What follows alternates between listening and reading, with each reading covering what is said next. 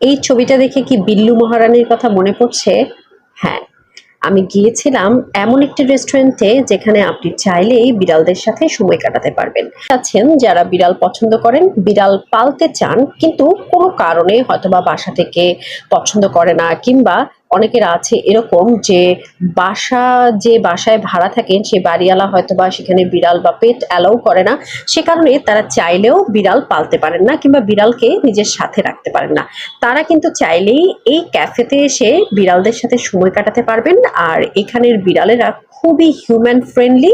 তারা আপনাকে আদর করে দিবে এবং তারা আপনার কাছ থেকে আদর নিবেও। এই যে দেখুন ছোট ছোট বাবুগুলো তাদের বাবা মারা নিয়ে এসেছে বিড়ালদের সাথে সময় কাটানোর জন্য। এই যে ছোট্ট বাবুটা, ও কিন্তু বসে আছে একটি বিড়ালের সাথে এবং বিড়ালটিকেও আদরও করছে। ছোটবেলা থেকেই আপনি চাইলে আপনার সন্তানকে পেট ফ্রেন্ডলি বা কুকুর বিড়াল ফ্রেন্ডলি কিন্তু করে তুলতে পারেন।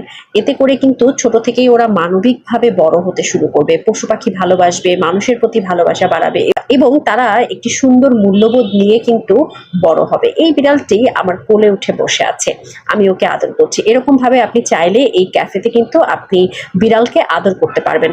তবে এই বিড়ালের সাথে সময় কাটানোর জন্য ওদের একটি এন্ট্রি ফি রয়েছে, যেটি হচ্ছে পার পার্সন 150 টাকা করে।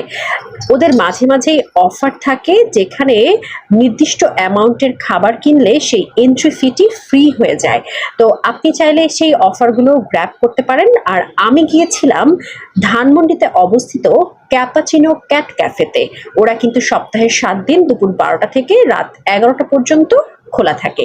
চাইলে আপনিও ঘুরে আসতে পারেন এবং সময় কাটাতে পারেন বিড়ালদের সাথে।